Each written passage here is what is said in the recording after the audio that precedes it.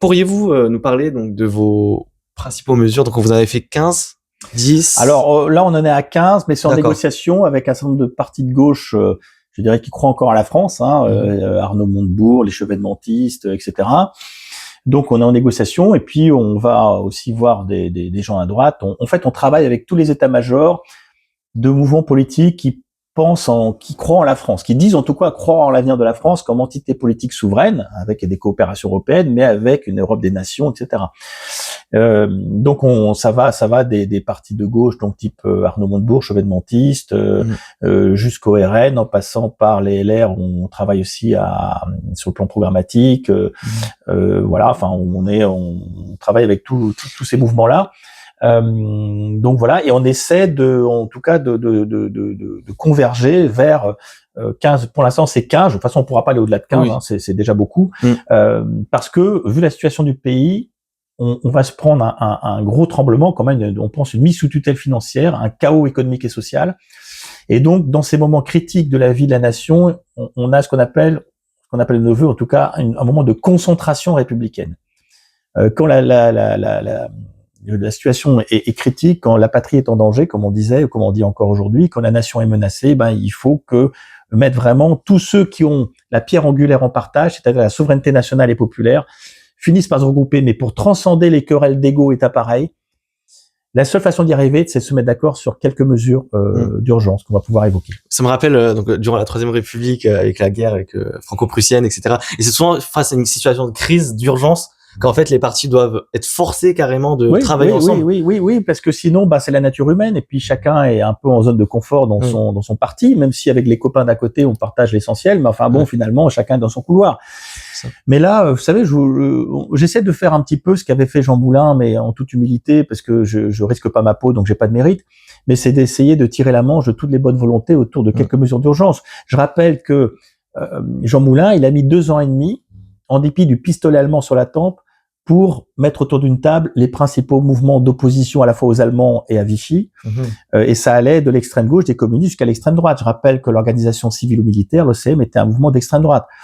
Mais voilà, vu la situation, il a mis quand même 2 ans et demi. Il a fallu attendre fin mai 43 pour avoir cette première réunion, et qui a survécu à la guerre, parce qu'on pourrait dire oui, mais attends Patrice, il y avait les Allemands. Oui, mais les Allemands, ils sont partis, ils ont quand même réussi à faire le programme des jours heureux, et ils l'ont mis en œuvre, et un programme qui a lancé la France sur 30 ans de prospérité. Donc même quand les Allemands étaient partis, ça a perduré. Et je vois que c'est quelque chose d'assez démocratique, c'est-à-dire l'origine, le fruit de vos 15 mesures. Donc si j'ai bien compris, c'est issu d'une discussion, de débat, de vote entre les partis politiques. Alors déjà, nous, on a fait notre programme, et là on a frotté les cervelles, l'intelligence d'expertise et d'expérience. Il faut pas confier les sujets qu'à des experts, ils manquent d'audace, ils ont leur propre biais. Donc il faut mélanger l'intelligence d'expertise et d'expérience, et maintenant on teste ces mesures-là auprès de toutes les bonnes volontés, et on essaie, nous, de mettre sur la table ce qu'on estime être les mesures les plus urgentes de notre projet, et on les confronte aux autres. Et puis après on discute, on amende. Voilà, et on va pouvoir... des avis consultatifs, etc. On va pouvoir... Mais ça prend du temps, hein. On voit que ça prend du temps, parce que, voilà, on part de positions différentes. Alors, il y a des mesures qui font facilement l'unanimité. Il y a des mesures, c'est un peu plus compliqué. Mais est-ce que vous êtes au courant que ce que vous faites, c'est pas quelque chose de simple? Rien que dans le fait de discuter avec les Français, les rassembler autour de 15 mesures. Déjà, ça commence par les partis en place avant les Français, parce que je vous dis, pour toucher les Français, il faut avoir une force de frappe qu'on n'a pas aujourd'hui. Oui, parce que vous avez dit que vous passez de LFI, enfin de la gauche au RN. Donc alors pas LFI, attention. Oui, pas LFI, la gauche. La gauche qui est héritière de Clémenceau, qui croit en la France. Donc pour nous, la gauche héritière de Clémenceau, c'est typiquement Arnaud Montebourg, Natacha Polony. D'accord. Voilà. Mais donc ceux avec qui on ne discute pas à ce stade, c'est ceux qui pour nous ne croient plus, ou déconstruisent la nation. Pour nous, il n'y a pas de démocratie sans nation. Pour 2 raisons de bon sens. Une fois de plus, de bon sens, c'est pas de l'idéologie. Pourquoi? Parce que la démocratie, c'est le régime du débat. Donc il faut une langue commune. Deuxième argument, c'est pour faire en sorte, dans une société libre comme la nôtre, pour faire en sorte que des individus qui n'ont rien en commun, type un chômeur pas qualifié, un trader, quel point commun dans la vie quotidienne? 0. Pour faire en sorte que de temps en temps, ils regardent ensemble dans la même direction, et éventuellement ils soient bras dessus bras dessous. De temps en temps, bien sûr, parce que c'est la vie quotidienne. Après, ils ont rien à voir ensemble. Mais il y a que les valeurs et les repères issus des terroirs de l'histoire et le partage de la langue française, ce qui leur permet de temps en temps d'avoir plus de points communs que de différences.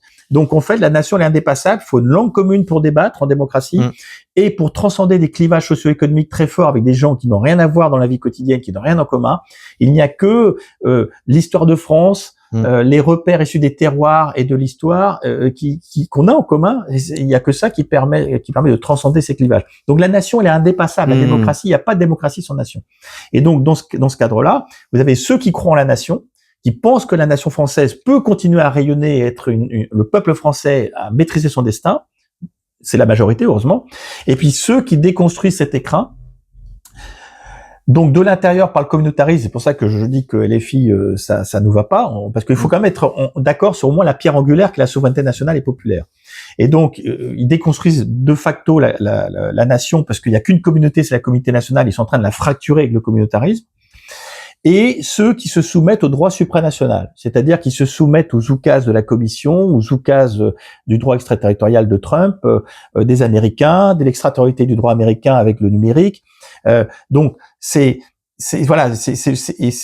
deux extrêmes-là, c'est ces gens-là qui déconstruisent la nation, et donc ceux qui se soumettent au droit supranational sont plutôt les macronistes pur jus, non repentis, on va dire, et ceux qui sont des deux côtés, c'est Europe Écologie Les Verts. On est très écologiste, mais l'écologie, c'est une affaire trop importante pour la laisser aux écologistes. Et Europe Écologie Les Verts, ils sont à la fois communautaristes et supranationaux. D'accord. Donc, on va commencer donc présenter un de vos mesures. Ouais. Alors, la mesure phare, c'est redonner les clés justement au peuple français, c'est-à-dire de réformer l'article 55 de la Constitution. Alors, soit par une majorité au Congrès ou panache par un référendum, c'est-à-dire cet article 55, c'est-à-dire de faire en sorte que le droit national, en cas de conflit juridique avec un droit supranational qui soit européen ou autre, le droit national finisse toujours par primer. Voilà. La Constitution. Donc voilà. Alors, la Constitution et au-delà, tout le droit qui est dérivé ensuite. Même les lois organiques. Eh ben oui, bien sûr, tout ce qui est dérivé de la Constitution, parce que vous savez que aujourd'hui, quand il y a des règlements des directives européennes, ils s'appliquent en droit dérivé. Oui. Et donc vous avez plein de lois, de textes, d'ordonnances, de ce que vous voulez, de décrets qui sont des déclinaisons de règlements et des directives européennes. Et sur ces règlements-là, on ne peut pas invoquer la Constitution. C'est-à-dire qu'on ne peut pas, en tant que citoyen, ce qui existe depuis 2008, faire une question prioritaire de QPC. Constitutionnalité, la QPC. On ne peut pas faire de QPC sur du droit dérivé européen.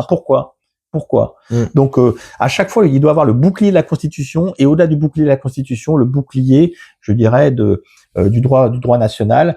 Mais je dis bien uniquement en cas de conflit juridique. D'accord.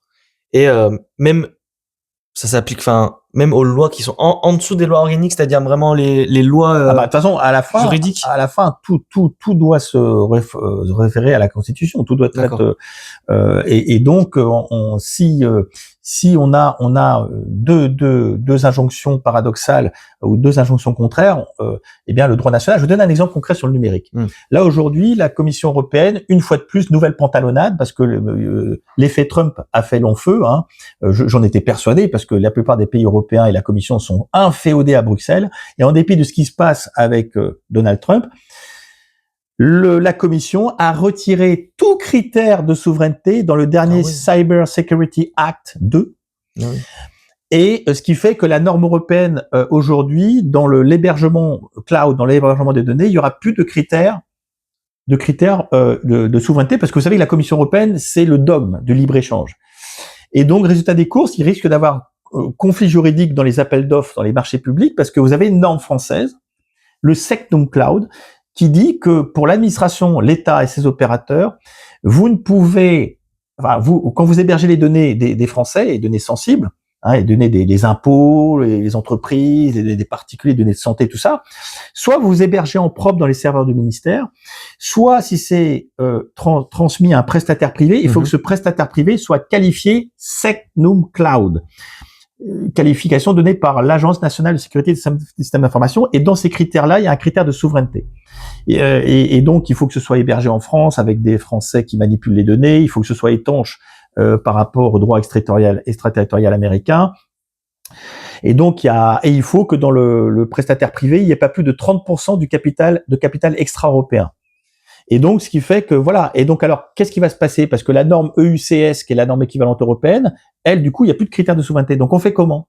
C'est laquelle la norme qui va s'appliquer? Et ben moi, j'estime que c'est la norme française qui doit s'appliquer, parce que à la fin, c'est la souveraineté du peuple français qui est en jeu. C'est les données du peuple, parce que vous savez qu'un pays aujourd'hui, au XXIe siècle, qui ne maîtrise pas ces données, en tout cas les données sensibles, c'est même pas la peine. Je caricature un peu, et encore, c'est même pas la peine d'élire un président de la République et des députés. Vous n'êtes plus souverain du tout. Les données, c'est le pétrole du XXIe siècle. C'est le carburant de l'intelligence artificielle qui va générer des gains de productivité énormes dans le secteur public et dans le secteur privé. Et si vous maîtrisez pas ce carburant, eh bien, les gains de productivité vont partir sous forme de factures, sous forme de licences, actuellement aux GAFAM. D'accord. Et en tout cas, les 3 principaux hébergeurs que sont Amazon, Microsoft et Google, qui contrôlent 70% du marché. Et là, c'est étonnant quand même, la Commission européenne qui est pour le libre-échange. Alors, on nous oblige à libéraliser le marché de l'électricité en France, qui est nucléaire, qui est un monopole naturel. Et donc, on crée des sociétés qui distribuent l'électricité, qui produisent zéro. Tout vient d'EDF, qu'on est en train d'asphyxier en les obligeant à vendre à un prix coûtant. Et d'un côté, on a Google qui a 90% de part de marché en matière de moteur de recherche en Europe, et il se passe rien ou pas grand-chose. On met des petites amendes. Voilà, donc on marche complètement à l'envers. Donc il faut surtout pas compter sur la Commission européenne comme levier de puissance pour la France et de levier de liberté pour le peuple français. Parce que hélas, la Commission déjà n'est pas démocratique, désignée, mais en plus, on le voit bien au jour le jour, ils sont inféodés aux Américains, y compris sur l'armement. On pourra en parler aussi. Soit 80% des systèmes d'armes en Europe sont extra-européens et 60% sont américains. Et on nous dit qu'il faut être souverain, qu'il faut être indépendant et qu'il faut prendre ses distances avec les États-Unis, alors qu'on est capable de fabriquer des bons systèmes d'armes en Europe, en France en particulier, mais en dehors de la France, ils sont tous pratiquement équipés par des matériels américains. Et nous, on arrive à exporter auprès du Sud global qui veut s'affranchir des Américains et des puissants, parce qu'on est un exportateur de souveraineté. Mais en Europe, paradoxalement, on a des super systèmes d'armes, mais les Européens ne jouent pas le jeu et n'achètent pas ou très peu de matériel français ou européen. Parce que j'allais dire, vous avez vu ou pas l'actualité avec Dassault? Normalement, ils sont censés travailler avec les Allemands et l'Italie, il me semble-t-il, pour les avions de chasse. Sauf que, en fait, les Allemands, ils veulent avoir en quelque sorte l'hégémonie sur le contrôle du système, etc. Ah oui. Et donc, en fait, ça a fracturé. Et finalement, le projet, les Français sont mis de côté et les Allemands, ils vont travailler avec les Italiens. Et donc ça témoigne encore une fois que la France en fait a du mal à se faire à s'imposer justement dans le cadre c'est plutôt européen. L'inverse, c'est plutôt nous qui nous imposons. D'accord. Parce que moi, vous savez, ces discussions, je me rappelle, quand j'avais ton âge, oui. Je dirais la page de garde d'un magazine qui toujours ça m'intéresse. Il y avait à l'époque des années 80. Fin des années 80, je crois, il y avait une pleine page qui disait mais pourquoi on s'entête à faire le successeur du Mirage 2000 parce qu'il y a l'Eurofighter, pourquoi la France s'entête à faire un avion tout seul? Bon, résultat des courses, le Rafale était opérationnel plus tôt, il coûte moins cher et il est meilleur. Et on l'exporte maintenant. Et Dassault, hélas aujourd'hui, c'est paradoxal, ce sont des intérêts privés qui défendent l'intérêt national et bravo à Monsieur Trappier qui est un chef d'entreprise courageux. Et ils se laissent pas faire parce que ce sont nos dirigeants politiques qui sont en train encore de brader, je dirais, les bijoux de famille, parce que les Allemands, ils sont pragmatiques, eux, ils regardent leur intérêt et leur puissance, ils ont raison. Et donc, ils savent très bien qu'ils sont en retard en matière de spatial et en matière d'aéronautique et en matière d'avions de chasse. Et donc, évidemment, c'est une façon de récupérer les brevets, de récupérer le savoir-faire. Et Dassault, il dit, attendez, moi, je suis capable de faire un avion de chasse qui a fait ses preuves, et donc, je suis capable d'en faire un autre en toute autonomie. Et les quelques gains que vous me dites qu'on va avoir en faisant de la coopération, on va les perdre en coût de coordination. Vous savez, quand vous regardez les grands programmes d'armement, c'est pas parce que vous faites des programmes en coopération qui sont meilleurs et moins chers. Parce que souvent, ce sont des oukases politiques et les états-majors sont pas d'accord sur le cahier des charges. Vous regardez l'A400M, il a pris des années de retard, il a coûté beaucoup plus cher que prévu. Pourquoi? Parce qu'au départ, on s'est forcé à faire de la coopération, alors que les Français voulaient un avion de transport assez rustique, un peu plus de capacité que l'Hercule C-130 et le Transal, pour atterrir sur des pistes en Afrique. Les Allemands, ils voulaient, eux, un gros avion de transport stratégique type Galaxy. Donc finalement, on a fait un truc hybride. Et donc, vous multipliez les spécifications et les coûts. Et après, c'est un avion qui ne satisfait pas pleinement les différents états-majors, même si au final la 4e marche plutôt bien, mais ça a mis beaucoup de temps et ça a coûté beaucoup plus cher que prévu. Aussi, pour revenir à la première question, en fait, la France, c'est un régime dualiste en droit international, dans le sens où une loi, par exemple européenne, donc ça c'est l'organe européen international, pour s'appliquer dans l'organe interne, il doit être ratifié par le Parlement, en plus du président. C'est ça. Et donc, normalement, c'est aux parlementaires de vérifier la conformité à la Constitution. Tout à fait. Pourtant, vous dites que vous voulez quand même mettre un truc supranational. Oui, en tout cas, il faut verrouiller le truc, parce que là, vous avez raison, c'est vrai qu'il y a quelques parlementaires lucides, notamment au Sénat, qui de temps en temps, quand on leur dit de voter une loi, de déclinaison de textes européens, ils disent, attendez, c'est pas dans les traités, ça. Parce que vous savez, quand le politique ne prend pas la main, c'est l'administratif qui prend le dessus. Et la commission, si vous voulez, ils sont sortis de leur lit de compétences. On a lâché la bride sur le coup. Et aujourd'hui, je trouve scandaleux que ce soit Madame von der Leyen qui représente l'Europe dans les différentes instances internationales. Celui qui devrait représenter l'Europe, c'est le président du Conseil européen. C'est lui qui est légitime. Sauf qu'on n'entend jamais parler du président du Conseil européen qui est tournant, et on parle toujours de Madame von der Leyen qui est aux manettes depuis des années. Et c'est comme l'administration française. Quand le politique n'est pas puissant, c'est l'administration qui prend le dessus. Et aujourd'hui, la Commission, ils sortent de leur lit de compétences. Les compétences exclusives, c'est le marché unique et la monnaie unique. Et tout le reste sont des compétences partagées. Mais s'il y a personne pour s'opposer à la Commission, ils commencent à s'occuper d'éducation, de santé, de défense même maintenant, alors que ce sont des compétences nationales, ou en tout cas au mieux des compétences partagées. Et surtout, ce qui est hallucinant, c'est que ce sont des instances qui se disent démocratiques, mais ils n'ont rien de démocratique, parce que la Commission, tenez-vous bien, la Commission européenne, avec des hauts fonctionnaires, en tout cas des gens qui ne sont pas directement désignés, ils ont le monopole de l'initiative législative. Le monopole, c'est comme si en France, vous aviez la haute fonction publique qui avait le monopole qui avait la plume, qui avait le monopole pour proposer des lois, des décrets, etc. Et qu'on demandait l'avis au ministre, au Premier ministre, au président, et on demandait l'avis au Parlement. Sachant qu'à la fin, c'est vous qui avez la plume. Et puis après, ou alors, il faut renverser la commission. Mais vous savez, en général, les parlementaires, ils n'ont pas trop envie de se faire harakiri, de perdre leur siège. Donc, ce qui fait qu'aujourd'hui, on a une commission qui est sortie de son lit de compétences et qui essaie d'imposer un certain nombre de décisions qui n'ont pas l'onction démocratique. Mais j'allais dire, justement, par le dualisme du droit international, le Parlement, certes, il existe des députés européens qui représentent la France, qui siègent donc justement au siège de l'ONU, mais même pour que la loi, même si une fois qu'ils ont adopté donc des conventions européennes, etc., une fois, pour qu'ils s'appliquent en France, dû au dualisme, en fait, il faut que le parlementaire français, par exemple, les députés, etc., valide, ratifie le... Alors là, vous avez raison, c'est qu'il y a un contrôle a priori de constitutionnalité, quand on fait un traité, etc. Mais le problème, c'est qu'en aval, nous, on veut qu'il y ait un contrôle en aval. Parce qu'on peut être d'accord sur un traité, on peut dire que le traité, il est conforme à la Constitution, mais issu de ce traité, il y aura plein de textes qui vont découler européens et qui, pour certains, vont s'appliquer de facto directement les règlements européens dans le droit interne. Et les directives, il faut que ce soit transformé dans un texte national. Enfin voilà. Donc dans tous les cas, il faut que ce soit transformé dans un texte national, mais on va dire les règlements c'est à la lettre.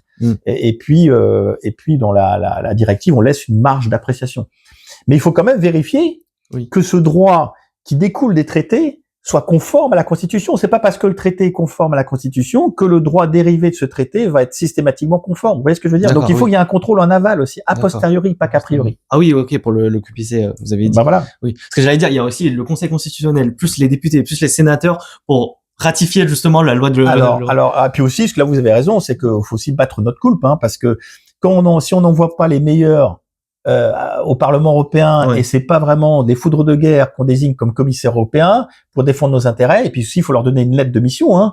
C'est toujours pareil. Si on a là une volonté, il y a un chemin. S'il y a un président de la République qui veut qu'on prenne les rênes de notre destin, il nomme déjà pas n'importe qui comment dirais-je, comme commissaire européen, ça va être validé ensuite, mais il propose déjà quelqu'un qui défend les intérêts de la France, comme le font la plupart des autres pays, avec une lettre de mission très claire, avec des lignes rouges à ne pas dépasser.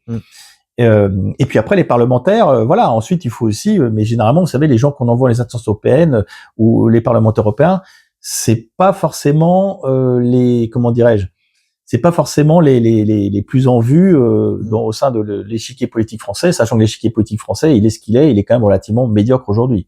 Déjà. Mais même avec l'accord de Mercosur, actualité très récente, ça a été validé par la Commission européenne et la France certes elle a dit non, mais si j'ai bien compris, ça va quand même s'appliquer. Bah, c'est-à-dire que là, ce qu'il faut faire, c'est de mémoire, il faut avoir une minorité de blocage. Une minorité de blocage, c'est de mémoire 4 pays qui représentent plus de 35% de la population.